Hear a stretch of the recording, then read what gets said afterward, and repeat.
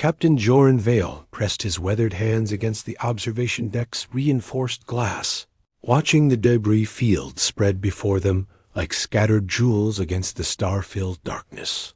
His cargo vessel Meridian's Hope had been following this shipping route for 15 years, but he had never seen wreckage quite like this before. The twisted metal bore intricate patterns that seemed to flow like liquid mercury, and strange crystalline fragments caught the light from distant suns. "Captain, we're picking up some unusual energy signatures from that debris," called first Officer Tessa Carmichael from the bridge. Her voice carried through the ship's communication system with practiced professionalism, though Joren could hear the curiosity beneath her words. Joren made his way back to the bridge, his boots echoing softly in the corridors of the aging freighter. The Meridian's Hope wasn't much to look at, but she had carried him safely across the galaxy for more years than he cared to count. Today, however, something felt different about their routine salvage mission. The mysterious signal the bridge hummed with quiet activity as Joren settled into his captain's chair. The main display showed a three-dimensional map of the debris field, with various objects highlighted in different colors based on their composition and energy readings. Most showed the familiar blue glow of common metals and plastics, but one object pulsed with a warm golden light. "What am I looking at, Tessa?" Joren asked, leaning forward to study the readings more carefully. "That's what I wanted to show you," she replied, manipulating the display to zoom in on the golden signature. "It's not like anything in our databases. The energy pattern is organic, but it's too regular to be natural. And, Captain, it's warm. Really warm." Joren felt a familiar tingle of excitement that came with genuine discovery. In his years of salvage work, he had found many interesting things floating in the void between stars. But this felt different. Special. The Rescue Mission 20. Minutes later, Joren found himself suited up and floating through the debris field in the ship's small rescue pod. The object that had caught their attention was larger than it had appeared on the scanner, roughly the size of a small shuttlecraft, but with a smooth, organic shape that reminded him of a giant seed or cocoon dot. As he drew closer, Joren could see that the surface was not metal at all, but some kind of crystalline material that seemed to pulse with internal light. Heat radiated from it even through his environmental suit, and he found himself wondering what could generate such energy in the cold vacuum of space. The pod's scanning equipment revealed a hollow interior and something that looked suspiciously like life signs. Joren's heart began to race. In all his years of salvage work, he had never encountered anything truly alive in the debris fields. Most creatures couldn't survive the violent decompression and freezing temperatures of space. The first, meeting using the pod's cutting tools, Joren carefully opened what appeared to be a natural seam in the crystalline shell. Warm air rushed out, creating a brief fog cloud in the pod's recycled atmosphere. Inside, nestled in what looked like a nest of soft, glowing fibers, was something that took his breath away. It was clearly alive, about the size of a house cat, with scales that shifted color from deep emerald to brilliant gold as it breathed. Small wings were folded against its back, and a long tail curled around its body. Most striking of all were its eyes, which opened as Joren reached toward it. They were large and intelligent, with swirling patterns of silver and blue that seemed to look directly into his soul. The creature made a soft chirping sound, not unlike a bird, but with harmonious undertones that resonated in ways that made Joren think of music. It struggled to lift its head, clearly weakened by whatever ordeal had brought it to this place. "Easy there, little one," Joren whispered, though he knew the creature couldn't understand his words. "I'm not going to hurt you." Understanding and connection. As Joren carefully lifted the creature from its crystalline cocoon, he felt a strange tingling in his mind. Images flashed before his eyes, images that were not his own memories. He saw vast cities of crystal and light, beings that looked like grown versions of the creature in his arms, soaring through skies filled with floating islands. He felt emotions that were not his own: loss, fear, and a desperate hope. The creature, which Joren found himself thinking of, as female though he couldn't say how he knew, had somehow shared these visions with him. She was young, he realized, just a hatchling separated from her people by some terrible disaster. The debris field around them was all that remained of her home. "Your name," he said softly, and somehow he knew it without being told. "Nixie." The little dragon, for that was surely what she was, made a pleased chirping sound and nuzzled against his gloved hand. Despite everything she had lost, despite being alone in the vast emptiness of space, she had found the strength to trust him. The decision to care back aboard the Meridian's Hope. Joren and Tessa worked to create a suitable environment for their unexpected passenger. The cargo bay was converted into a temporary habitat, with heat lamps and soft bedding arranged in a cozy corner. Nixie seemed fascinated by the human technology around her, though she stayed close to Joren whenever possible. "Captain, what exactly are we dealing with here?" Tessa asked as they watched Nixie explore her new surroundings with careful, cautious steps. "I think she's a dragon, Tessa. I know how that sounds, but look at her. And the way she communicated with me back in the pod, it was like nothing I've ever experienced." Tessa nodded slowly. As a career spacer, she had seen enough strange things in the galaxy to keep an open mind. "The question is, what do we do with her? We can't just drop her off at the nearest space station." Joren knelt down as Nixie approached him, her scales shimmering in the artificial light. When she touched his hand with her small snout, he felt that same gentle presence in his mind, conveying trust and gratitude without words. "We take care of her," he said simply. "She's lost everything, and she's just a child. We're all she has. Now, learning and growing over the next several weeks." As the Meridian's Hope continued its journey through the shipping lanes, Nixie became an integral part of the small crew. She was remarkably intelligent, quickly learning to understand basic human speech and even beginning to mimic some words in a musical voice that was uniquely her own. Joren found himself spending more and more time with the young dragon, teaching her about human culture while learning about her own lost civilization through the images she could share telepathically. Her people, the Valdari, had been an ancient race of peaceful dragons who lived in harmony with the owl. Crystalline structures they grew as homes and cities. What had destroyed them remained a mystery, but from Nixie's fragmented memories, Joren gathered, it had been sudden and violent. She had been placed in the cocoon as a last desperate act by parents who knew they would not survive to see her grow up. The growing bond as Nixie grew larger and stronger, the bond between her and Joren deepened. She began to sleep curled up next to his bunk, her warm presence a comfort during the long nights of space travel. During the day, she would perch on his shoulder as he worked, offering what help she could with her small but dexterous claws. Watched this developing relationship with a mixture of wonder and concern. "Captain, she's not going to stay small forever. And what happens when other people find out we're harboring a dragon? Some folks might not be as understanding as we are." Joren had been thinking about the same thing. Nixie was growing rapidly, and her appetite was increasing along with her size. More concerning was the fact that her telepathic abilities seemed to be strengthening as well. Sometimes he could feel her emotions, even when she wasn't deliberately sharing them, and he suspected the connection went both ways. The first challenge there, peaceful routine, was disrupted when the Meridian's Hope was boarded by customs officials. At a routine checkpoint, Joren had hidden Nixie in a specially modified storage compartment, but he could feel her fear and confusion through their mental link as strangers tramped through the ship. "Everything seems to be in order, Captain Vale," the lead inspector said as he completed his review of the cargo manifest.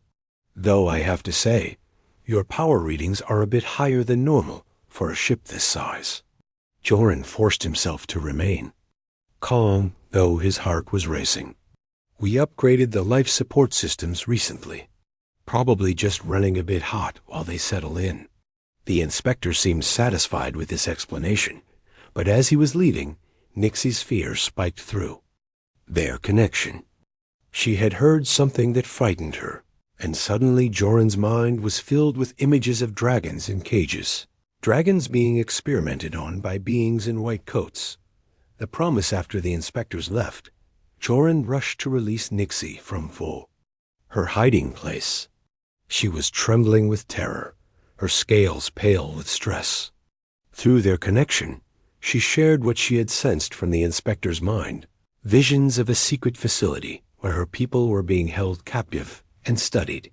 "I won't let that happen to you," Joren promised, holding the young dragon close.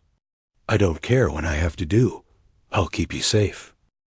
Nixie looked up at him with those swirling silver and blue eyes, and for a moment, Joren felt her complete trust and love wash over him like a warm tide. In that instant, he knew that his life had changed forever. He was no longer just a salvage, captain wandering the trade routes. He was a guardian, a protector, a father figure to this remarkable being who had lost everything but still had the capacity for hope and love.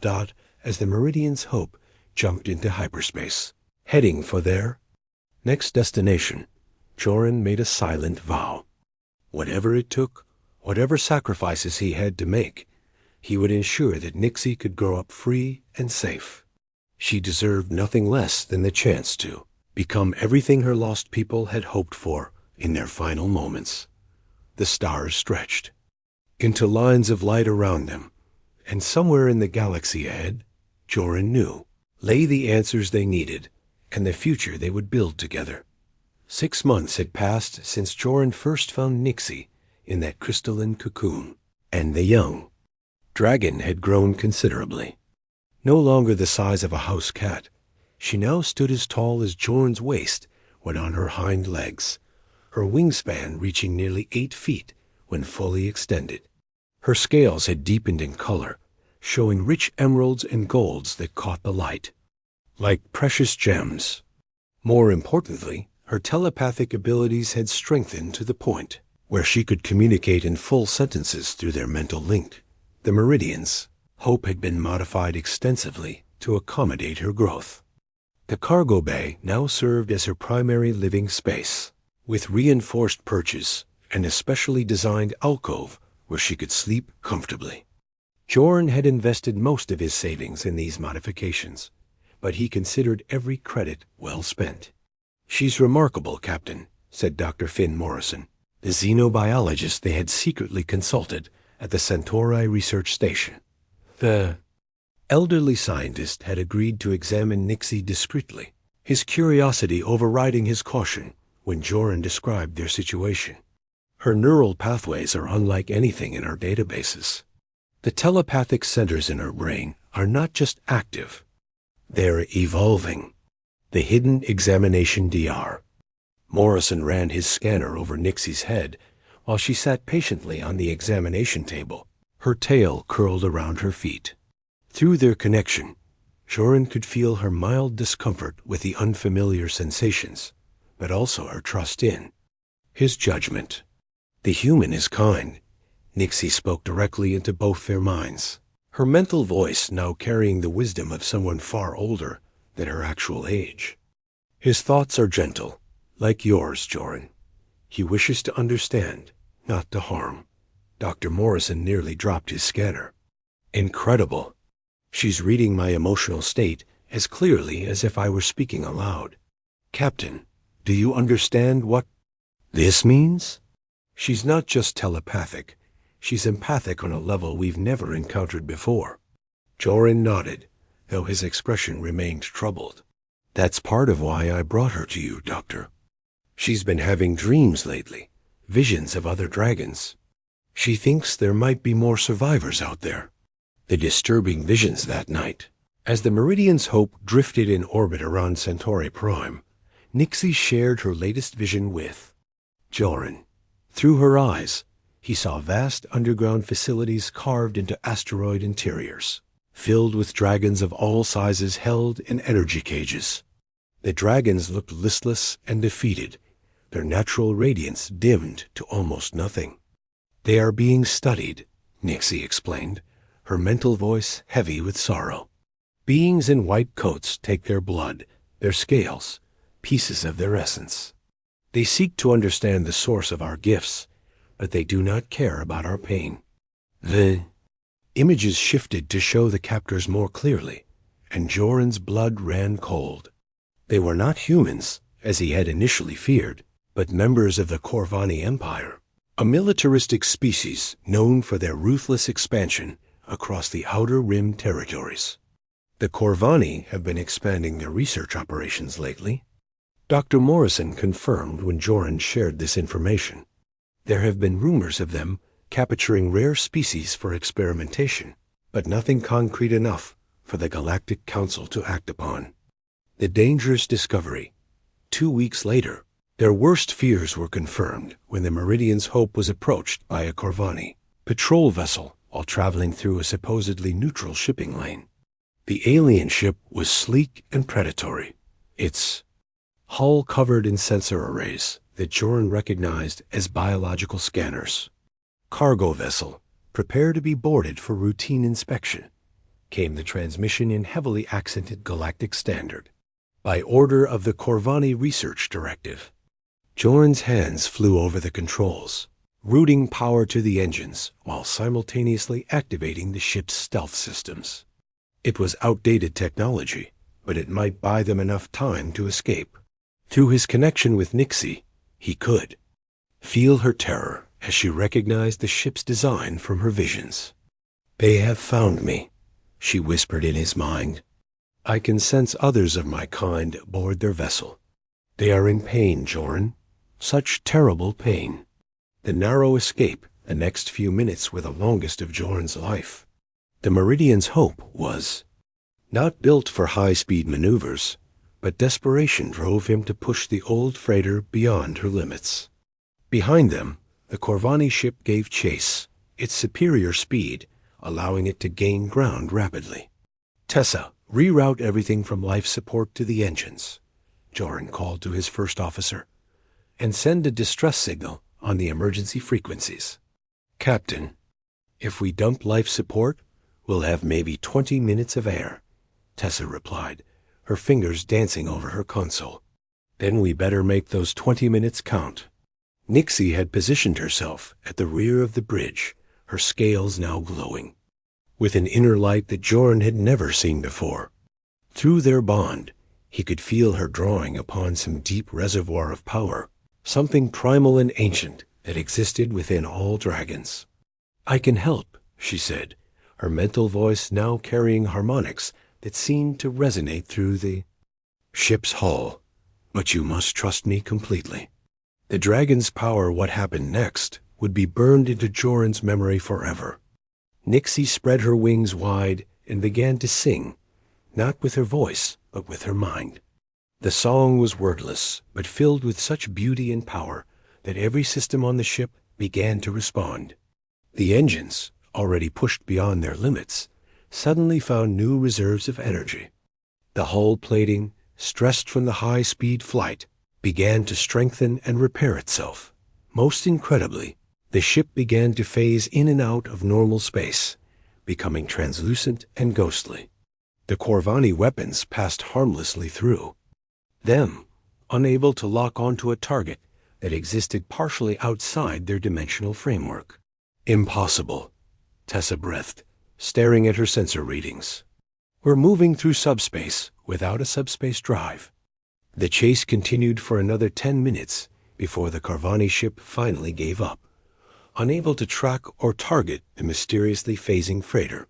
As soon as they were clear, Nixie collapsed, the glow fading from her scales as she fell into an exhausted sleep, the Revelation DR. Morrison was waiting for them when they returned to Centauri Station, his face grave with concern. "Captain, I've been doing research into dragon physiology based on the readings I took from Nixie. What I've discovered is both amazing and terrifying. He led them to his private laboratory, where holographic displays showed complex genetic structures and energy patterns. Dragons are not just telepathic creatures, Captain. They're living conduits for what we might call the fundamental forces of creation. Their bodies naturally channel and manipulate quantum energies that we barely understand. Joren looked at Nixie, who was perched on his shoulder despite her considerable size. She had insisted on being present for this conversation, her curiosity about her own nature overriding her usual caution around strangers. The Corvani know this, Dr. Morrison continued. They're not just collecting dragons for study. They're harvesting their quantum essence to power new weapons and technologies. A single adult dragon could provide enough energy to fuel a war fleet. For decades. The growing network, the implications of this revelation were staggering. If the Corvani were successfully harvesting dragon essence, they would soon possess technological advantages that could tip the balance of power in the galaxy. More immediately concerning was the fact that Nixie's display of power during their escape had likely been detected and analyzed. "They will come for me again," Nixie said, her mental voice resigned but determined. "But now I understand what my people were. We were guardians, protectors of the natural order. The Corvani seek to pervert our gifts for destruction." Over the following weeks, Dr. Morrison worked to establish a secret network of scientists and sympathizers who could help protect Nixie and search for other dragon survivors. The group included xenobiologists, quantum physicists, and even a few former Corvani researchers who had become disgusted with their empire's methods.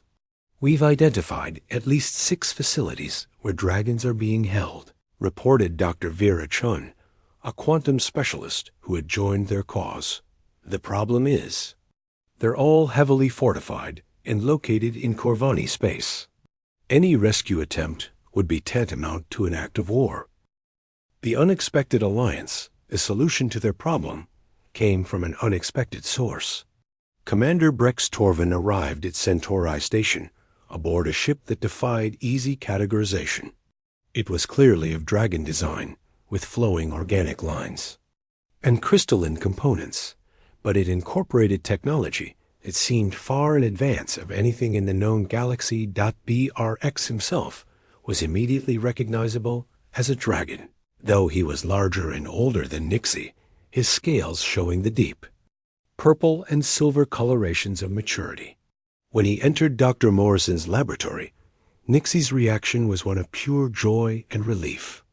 "Elder brother," she said, using a form of dragon address that conveyed deep respect and familial affection. "I thought all our people were gone." "Not all, little sister," Rex replied, his mental voice carrying the weight of centuries. "Some of us escaped the great catastrophe, but we have been hiding, gathering strength, waiting for the right moment to act. Your emergence has given us hope that our people might rise again." The hidden survivors, Brex, revealed that a small population of dragons had survived the destruction of their homeworld, establishing secret colonies in uncharted regions of space.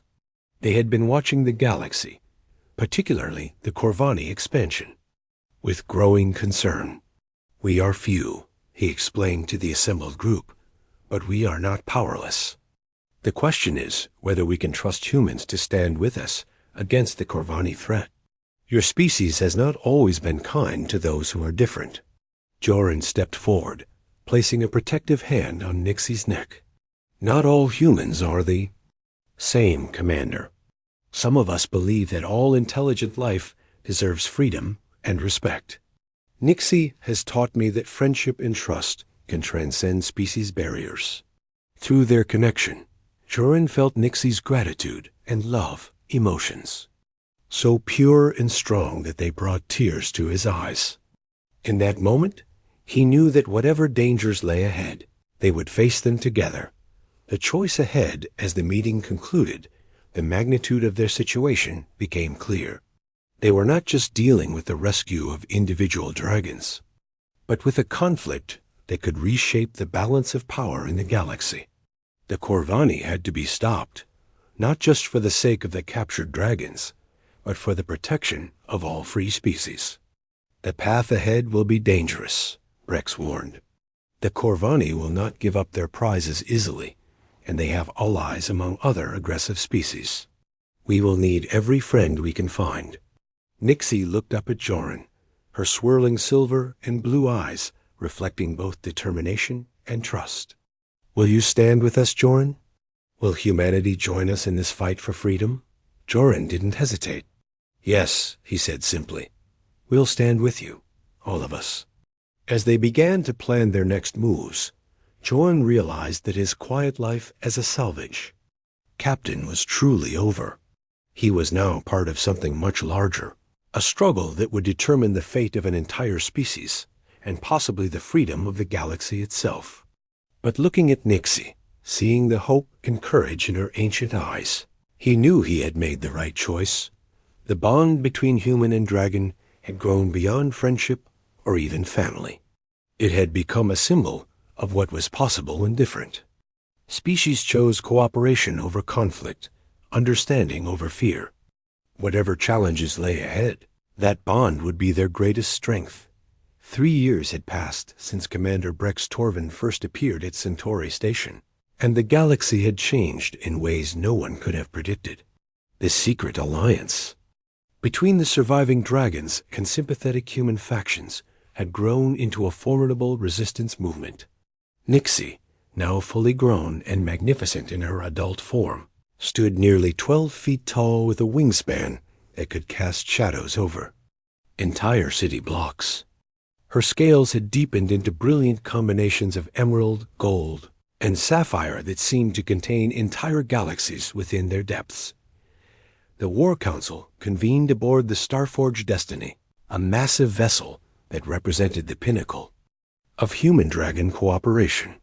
The ship's hull incorporated both human engineering and dragon-grown crystal matrices, creating a hybrid technology that was more powerful than either species could achieve alone.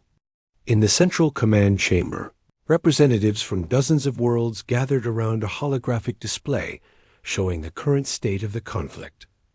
General Harrison Price, the grizzled commander of the Human Liberation Fleet, stood at one side of the table, while Princess Vera Nightsong, the designated diplomatic leader of the dragon clans, occupied the other.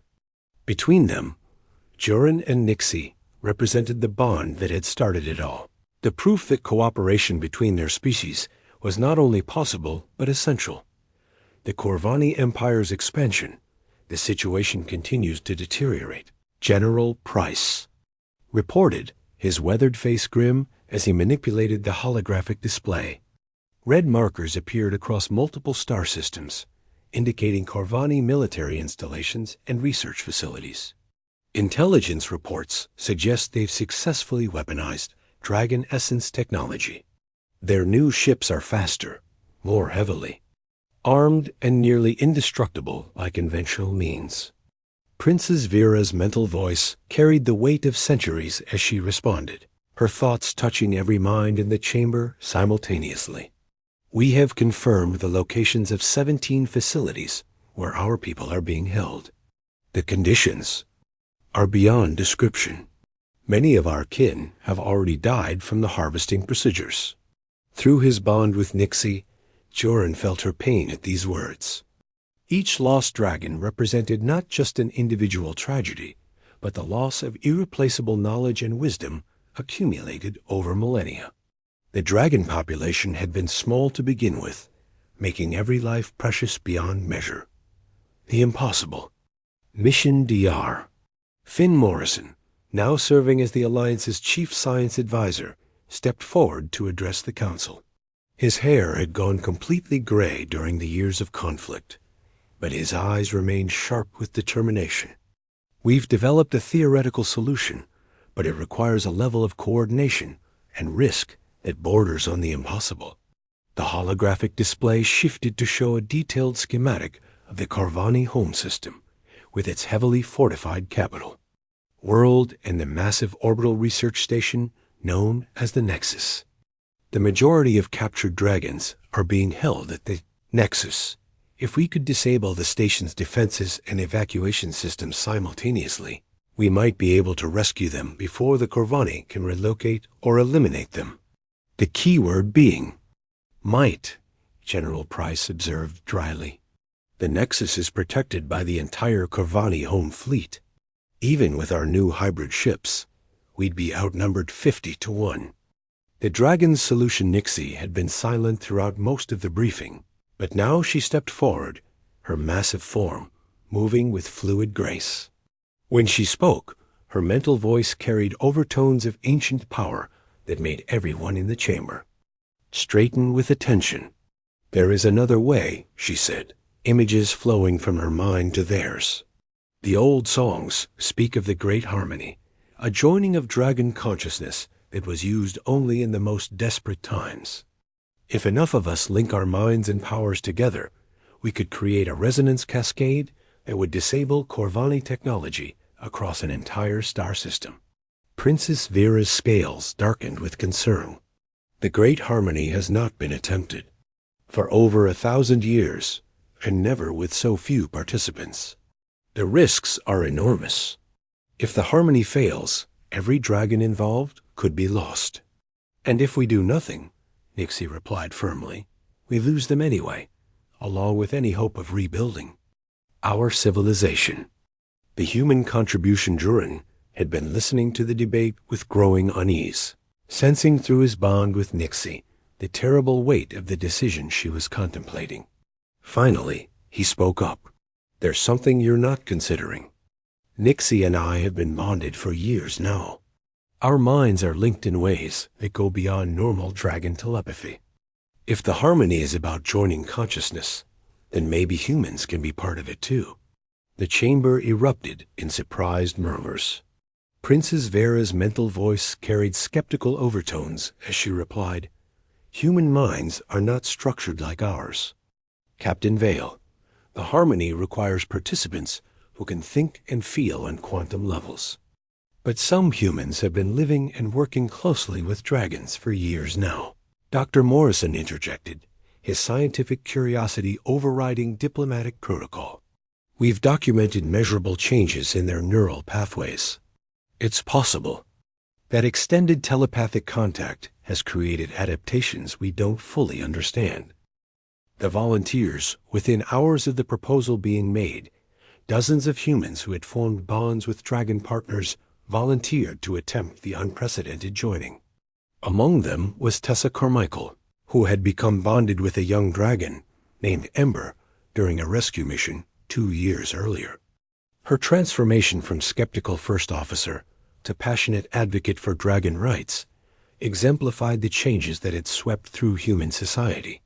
"The scanners show neural adaptations in all of our volunteers," Dr. Morrison reported after conducting preliminary examinations. "It's as if prolonged contact with dragon consciousness has awakened dormant potentials in the human brain. We might actually be able to do this." The preparations took 3 weeks, during which time the combined fleet moved into position around the Corvani home system. The plan was audacious in its simplicity. While the Great Harmony disabled the Nexus and surrounding defenses, conventional forces would sweep in to evacuate the captured dragons and destroy the Torings. Research facilities dot the gathering storm as the moment of truth approached. Joren found himself standing with Nixie in the meditation chamber they had constructed aboard the Starforge Destiny. The room was a masterpiece of hybrid architecture, with crystalline dragon growths intertwining with human technology to create a space that felt both ancient and futuristic. "Are you afraid?" he asked her, though he already knew the answer through their bond. "Terrified," she admitted, her mental voice carrying unusual vulnerability. "A great harmony is not just about joining minds, Joren. It's about temporarily dissolving the barriers between individual consciousness. We will cease to be ourselves and become something larger. There's no guarantee we'll be able to find our way back." Joren reached out to touch her massive snout, feeling the familiar warmth of her scales against his palm. "Then we'll find our way back together, just like we always have." The great harmony begins. When the time came, 37 dragons and 42 bonded humans gathered in chambers throughout the fleet. Each pair positioned themselves at specially constructed interface nodes that would amplify and coordinate their mental energies. Princess Vera would serve as the primary focus, guiding the harmony from the command ship, while Nixie and Joren anchored one of the key resonance points. The joining began slowly, with each bonded pair linking their consciousness, and then reaching out to connect with others.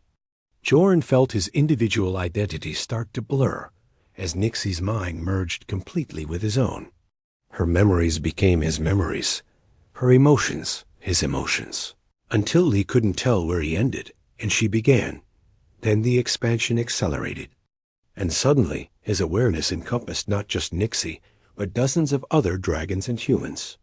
He experienced the universe through compound eyes that could perceive quantum fluctuations, felt the songs of distant stars, understood the fundamental harmonies that held reality together. The moment of power when the great harmony reached its peak, the combined consciousness that had once been individuals became something unprecedented in galactic history. Dragon wisdom merged with human innovation, ancient knowledge combined with modern understanding, creating a singular entity of impossible power and clarity. Through sensors that spanned light years, this new being perceived the Corvani fleet and installations with perfect clarity.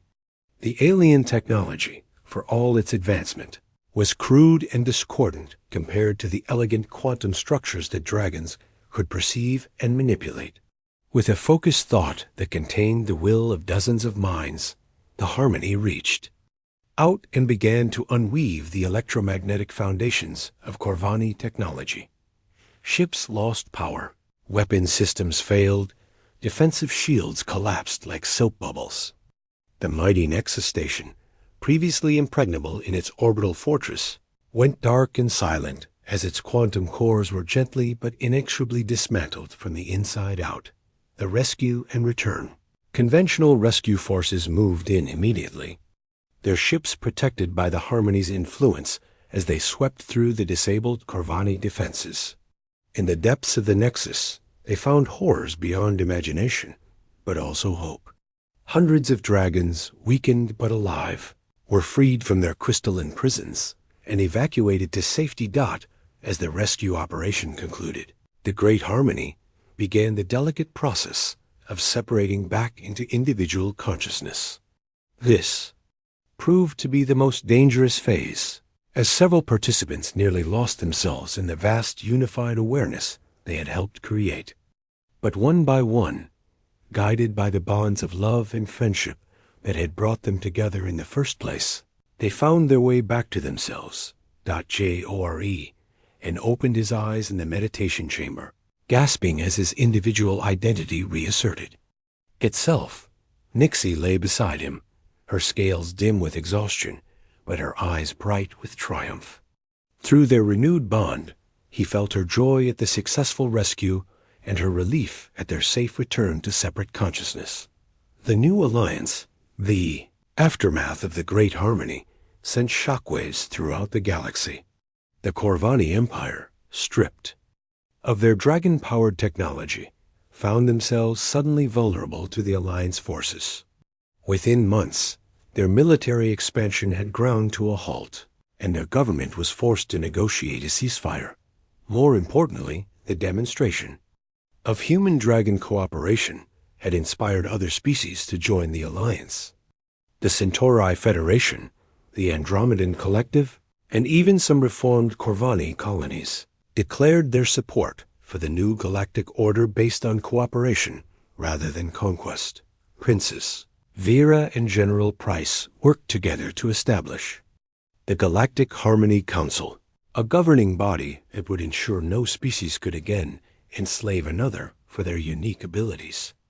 The rescued dragons were settled on carefully chosen worlds where they could rebuild their civilization while sharing their knowledge with other species. The continuing journey 5 years after the Great Harmony. Joren stood on the observation deck of the Meridian's Hope, now serving as a diplomatic vessel in the expanded Alliance fleet. The old freighter had been completely rebuilt with hybrid technology, but she retained the same soul that had carried him through so many adventures. Nixie perched beside him, her massive form somehow still managing to fit in their favorite spot for watching the stars. Through their bond, stronger than ever after their shared experience in the Harmony, he felt her contentment with the life they had built together. "Do you ever regret it?" he asked her. "Giving up the quiet life for all.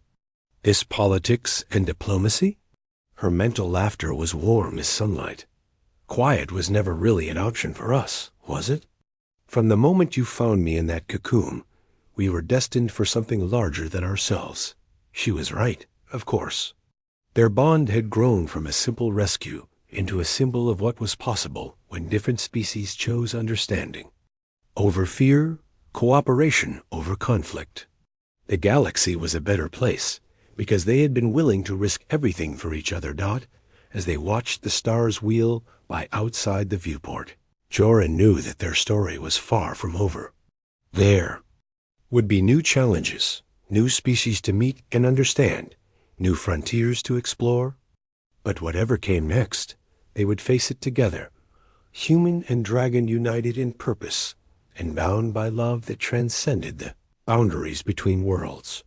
The crystal heart of their relationship continued to beat strong, a beacon of hope in an ice, often dark universe, proof that the bonds forged between different minds and hearts could overcome any obstacle and create wonders beyond imagination.